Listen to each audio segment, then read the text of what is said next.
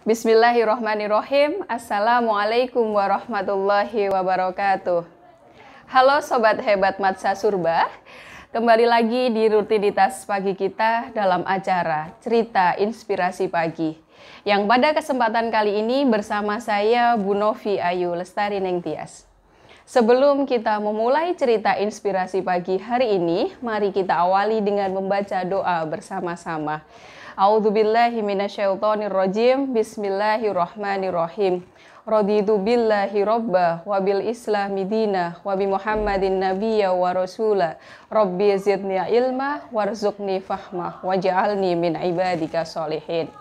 Sobat Hebat Matsa Surba, cerita inspirasi pagi yang akan Bu Novi sampaikan kali ini berjudul Pemuda Islami Keren, Kebanggaan Rasulullah.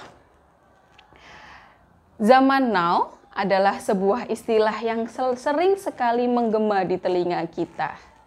Istilah zaman now sangat dilekatkan dengan kaum-kaum rebahan, yaitu kaum-kaum yang melabeli dirinya sebagai kaum atau generasi milenial.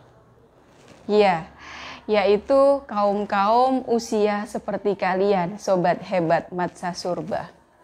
Nah, kaum-kaum zaman now yang melabelkan dirinya sebagai generasi milenial terkadang ingin mendapatkan predikat pemuda keren.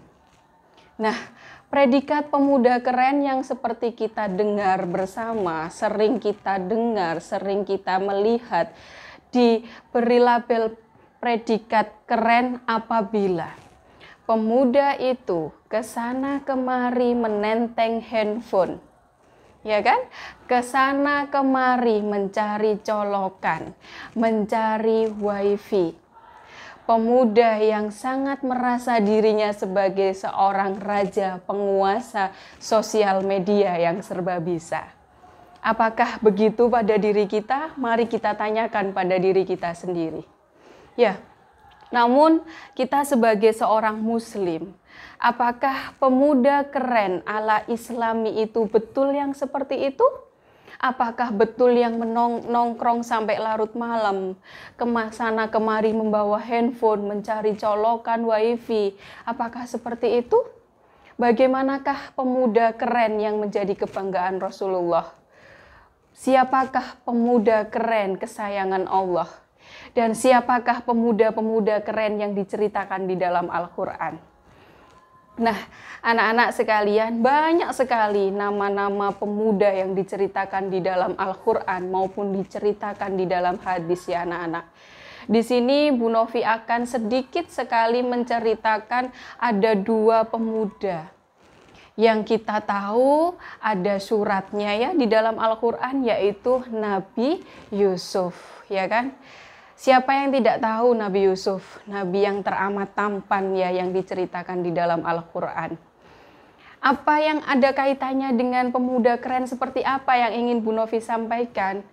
Nabi Yusuf itu pernah diceritakan bahwa Nabi yang sangat ganteng itu, dia pernah digoda, kan begitu ya, digoda oleh seorang wanita yang kecantikannya melewati batas, yang kekayaannya tidak diragukan lagi, dan dikatakan sebagai simbol kecantikan untuk warga Mesir, kan begitu. Siapakah lelaki yang tidak menginginkan wanita seperti itu, anak-anak? Sama, Nabi Yusuf sebetulnya juga mempunyai keinginan atau tertarik dengan wanita itu. Tapi apa yang dilakukan oleh Nabi Yusuf? Nabi Yusuf itu membentengi dirinya, mengingat Allah, takut kepada Allah. Akhirnya sampai suatu saat ketika ada sebuah tragedi yang kalian juga pernah mendengarnya mungkin, Nabi Yusuf sampai bajunya di lehernya itu robek karena menghindari godaan dari wanita itu. Artinya di sini kita tahu bahwa Nabi Yusuf itu ternyata diceritakan bahwa seorang pemuda yang memiliki ketaatan kepada Allah, ketakutan kepada Allah, ya, berusaha untuk menghindarkan dari sesuatu yang mungkin semua orang itu tertarik, kan seperti itu. Nah, itu kalau dari sisi pemuda. Bagaimana dengan sisi pemudi? Berarti wanita. Kita mungkin juga sudah pernah tahu cerita dari seorang Maryam, ya.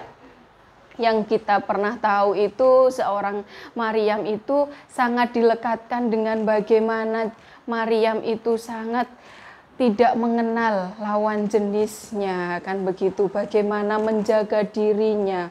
Sampai suatu saat akhirnya ketika takdir Allah itu Allah itu menakdirkan Maryam itu mengandung tanpa adanya hubungan antara laki-laki dan perempuan. Maryam begitu syok dan kaget. Bagaimana saya bisa mengandung seorang janin? Padahal saya kenal sama laki-laki itu tidak seperti itu. Mendekati laki-laki itu tidak, apalagi berzina seperti itu. Nah, itu diceritakan bahwa itulah sebuah anak-anak.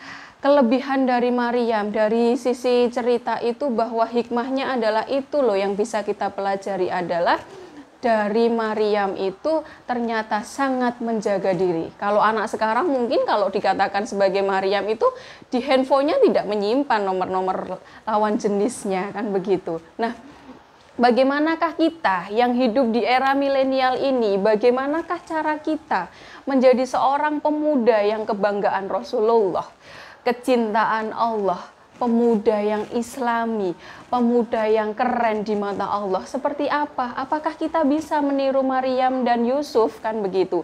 Nah, kita juga harus tetap menarik hikmah atau pelajaran dari kedua cerita tadi, anak-anak. Yang mana pemuda keren islami kecintaan Rasulullah itu adalah pemuda-pemuda yang tumbuh di dalam ketaatan kepada Allah. Yaitu pemuda-pemuda yang mampu dia takut kepada Allah dari segala macam keadaan.